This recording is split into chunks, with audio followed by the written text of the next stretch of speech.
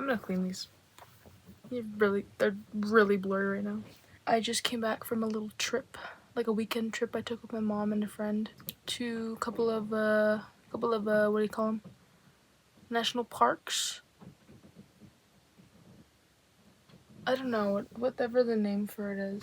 Anyway, welcome back to the channel. I'm Sophia, aka Too Bookish. I might be changing the channel name in a little while. Not really sure to what yet. It'll be something funny probably though, because I do want to post more than just book things on here, I realized. Today we're going to be talking about what I'm going to be trying to read in the next couple months. Or just anticipated reads, I guess. Yeah.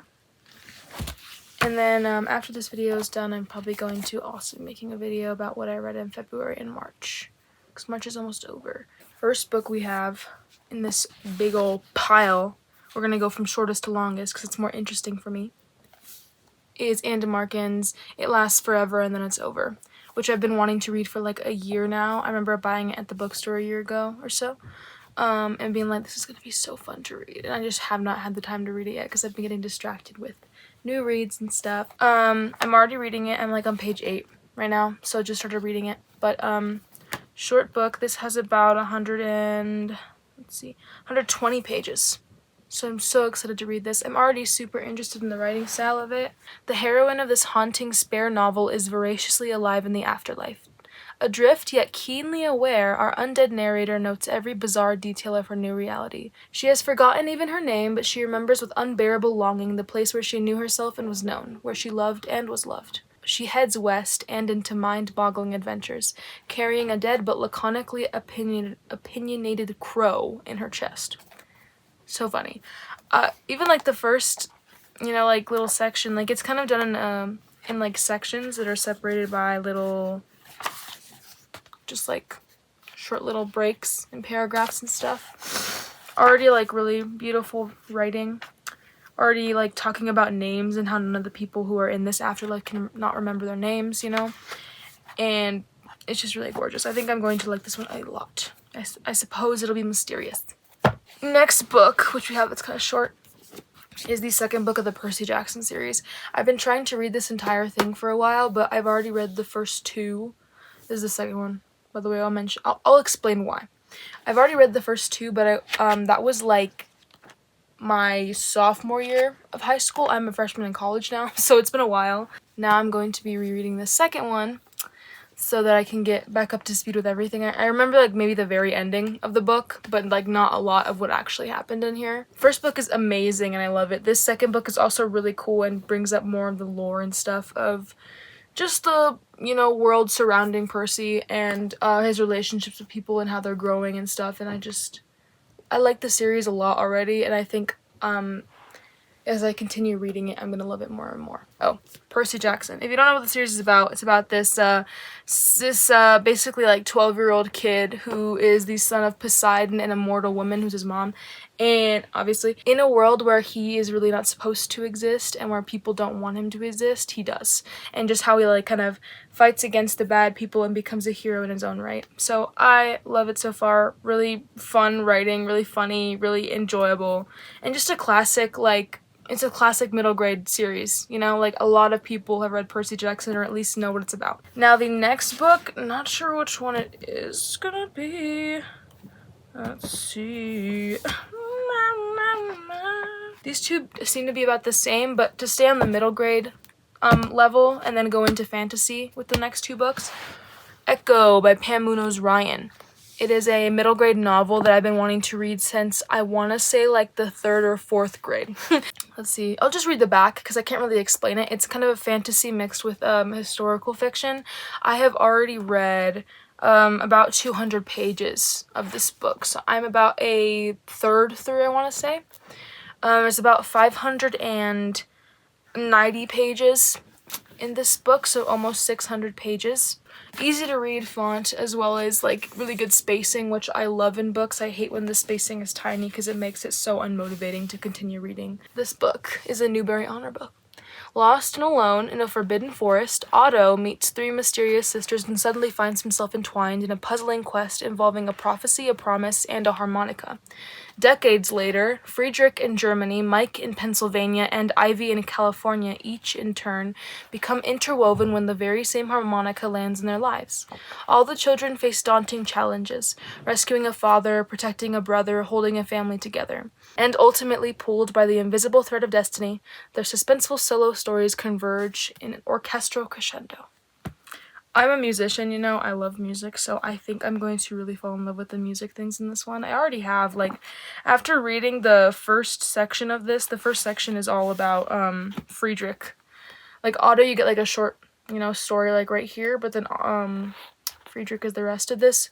I have the brain of a kid sometimes when it comes to reading, so I need things to be explained to me in a way that makes sense.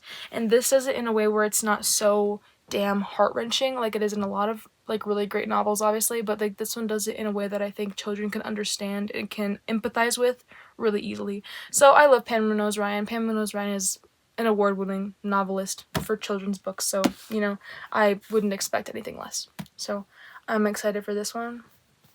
And I bought a harmonica after reading the first section with Friedrich, by the way. I literally just went out walking and bought one because like I felt like it. Fourth penultimate book is Crooked Kingdom by Leigh Bardugo. I read Six of Crows twice. It's one of my favorite fantasy books. I love it. It got me into fantasy in its own way. I'm gonna move us. Is that any better? I don't know. I just like colors. I don't like that my door is just in the way. It's fully white. I am about 100 pages into this book. I have been trying to read this book for literally like 5 years now. I read the first one in like 2021 for the first time, and then the second time I read it was 2 years ago.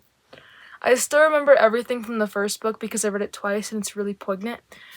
So I just have to get through this book because I love the story, and the ending of Six of Crows as well was just so like, what the hell did I just read? You know? So like I need to get through this. I need to get through this. If you don't know what it's about, Kaz Brekker has this like crew. It's like a found family. I love books and stories that have like found family stuff. All the books and like things and worlds and stories that I create are all about found families. You know, it's about like our main character and then like all the people who are their friends around them trying to like stop this thing in the world. And that's what happens with Kaz Brekker and his crew, who are all like criminals in their own way, or are not criminals but are being brought along in this adventure, this heist they're pulling is to get into the safest stronghold in the world, you know, like where nobody has ever infiltrated and nobody's ever gotten through, so that they can save this like scientist at their at this wealthy merchant in their country or their city or whatever needs. So really cool.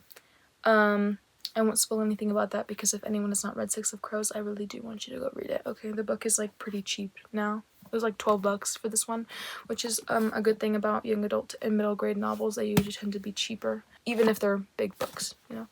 So yeah, Crooked Kingdom, I'm excited for. This is just dealing with the aftermath of what happened in the first book. Last book of today. This hunk of a volume. Okay. I have Sarah J. Maas's first 3 books of the A Court of Thorns and Roses series that I have not started reading yet, so I really do want to check that out first, probably, but I don't have that on me. It's at my dorm, so I have to I'm probably gonna read that in the next couple of weeks. But this one is one I do want to read this year. I'm hoping in the summer when I'm back here and I'm not doing school and I have more time, I will be able to read Crescent City, House of Earth and Blood.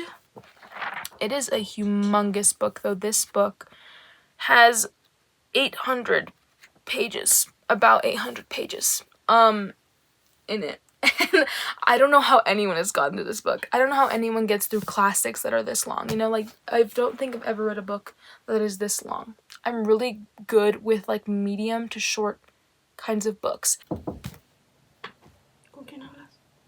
My camera. Oh, I'm sorry.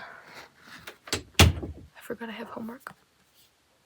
Anyway, this is like, this is just regular fantasy, you know? Not regular, but it's a fantasy book. It's not young adult or anything. It's like adult fantasy. Whatever you want to call that. Let's just read the back.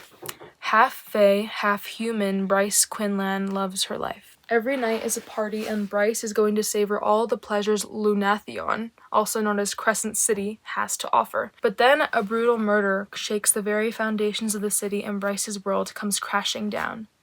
2 years later, oh my god, Bryce still haunts the city's most notorious nightclub, seeking only oblivion now, trying to put the past behind her. When the murderer attacks again, and an infamous fallen angel, Hunt Athalar, is assigned to watch her every footstep, Bryce knows she can't forget any longer.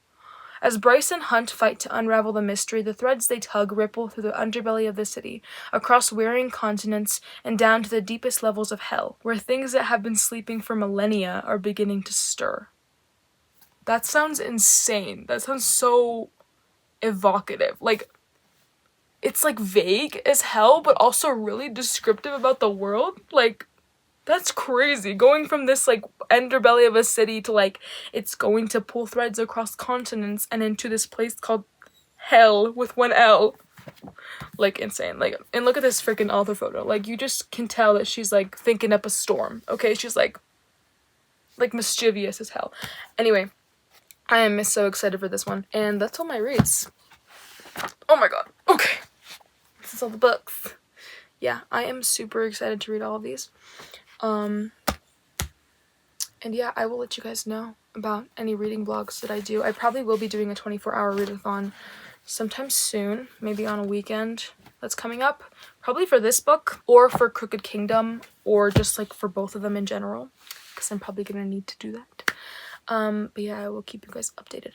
Thank you very much for watching and being on this reading journey with me as I start to read as consistently as I can, because I'm trying to find time in my day to do that. Anyway, have a lovely rest of your day, and thank you for joining me. Bye-bye.